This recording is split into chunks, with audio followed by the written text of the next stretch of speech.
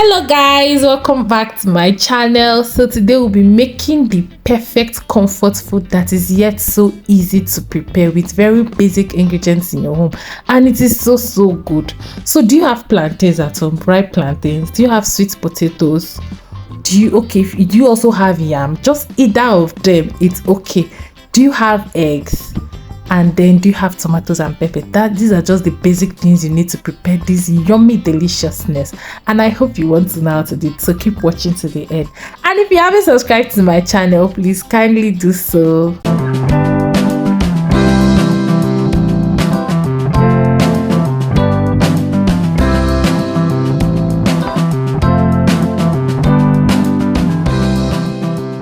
So firstly, I'll be heating up some oil in a pan, and once it is hot, I'll be adding my diced plantains. I diced it into a cube shape to the best of my abilities.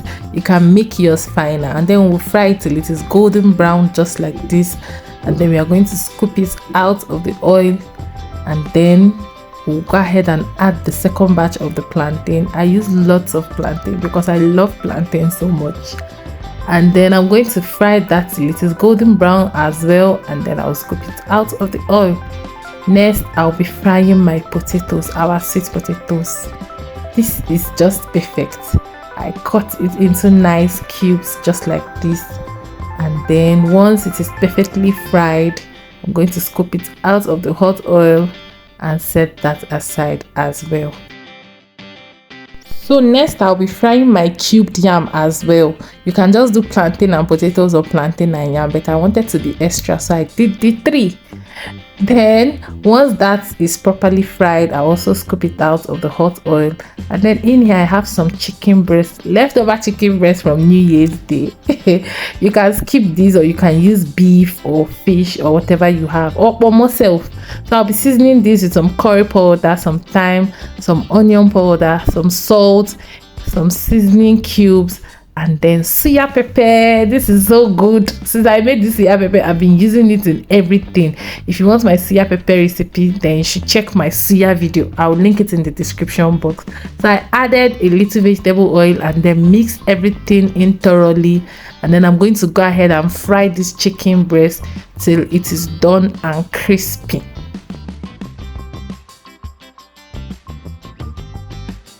And if you'll be making this in large quantity, please do not overcrowd your pan while frying your chicken breast. You can fry it in 2 batches because you don't just want it to get cooked, you want it to be a little bit crispy.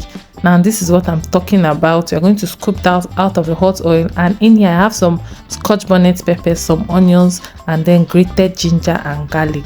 We're going to add that to the oil, and then we're going to stir fry this for about 2 minutes, just so the flavors are infused thoroughly and everywhere is scenting so nicely. We're going to add some thyme and curry powder for extra flavor as well. We're going to fry this till your neighbors will know that you're cooking something special. So after frying this a little bit, I had to transfer to a bigger pot, and then I'm going to be adding my nicely diced fresh tomatoes. Please do not blend this. I advise that you dice it up just like this in cubes as well, not so tiny. Then we are going to cover this and allow it to cook and fry till all the water content has dried up. Now this is what we are looking for. It has reduced and there is no longer water, just oil when it's there. I'll go ahead and season with some salt, some bouillon cubes, and then SUYA pepper. Again, this is so nice. Like anything you add it to, it elevates the taste.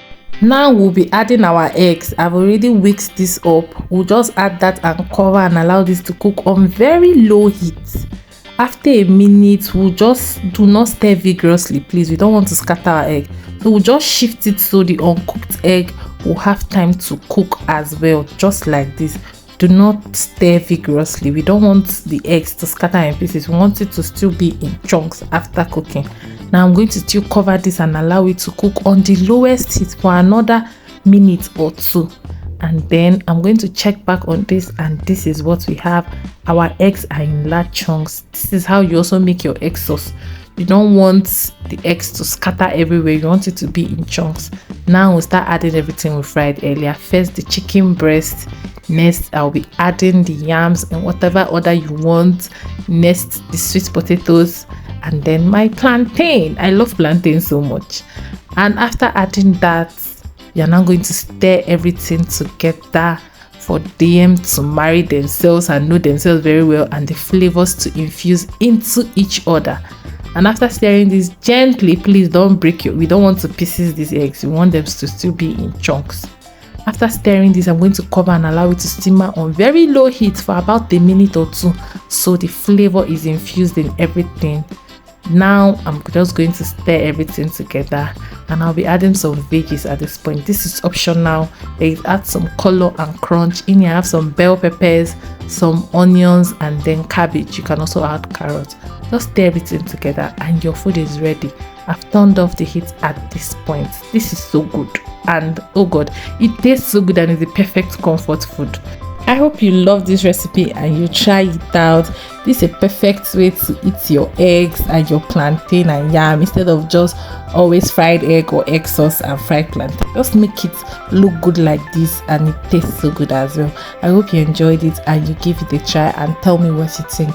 See you guys in my next video. Bye.